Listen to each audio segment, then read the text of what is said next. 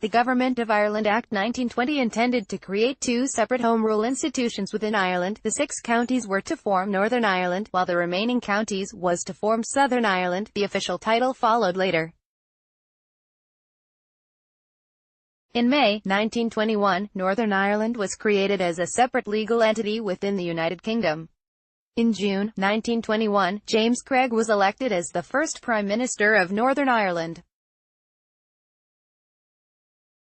The Irish War of Independence ensured that Home Rule never took effect in Southern Ireland.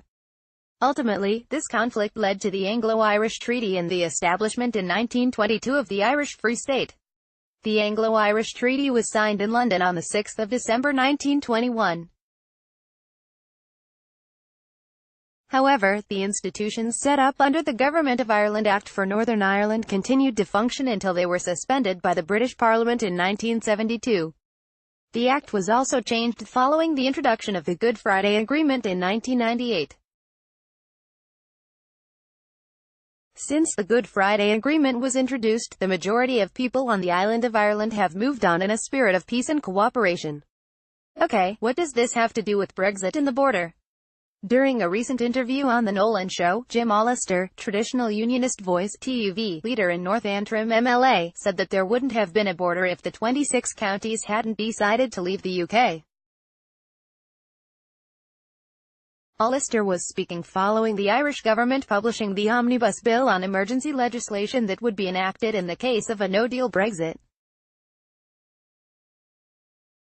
I have no issue with border checks in the sense that we are a separate country.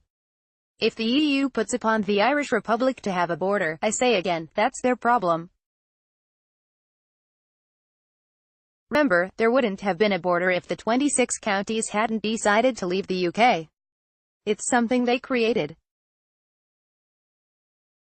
Now we're leaving the EU, we're all leaving the EU, and if that puts a burden on the Irish Republic to man a single market border, that fundamentally is their problem, he said. You can listen to the interview here. There wouldn't have been a border if the 26 counties hadn't decided to leave the UK. Jim Allister reacts as that Simon Coveney sets out Irish no deal. He added, the problem for Jim and for many of the leading voices that back Brexit within Northern Ireland that have been on your show and others is they're never able to come up with a credible solution.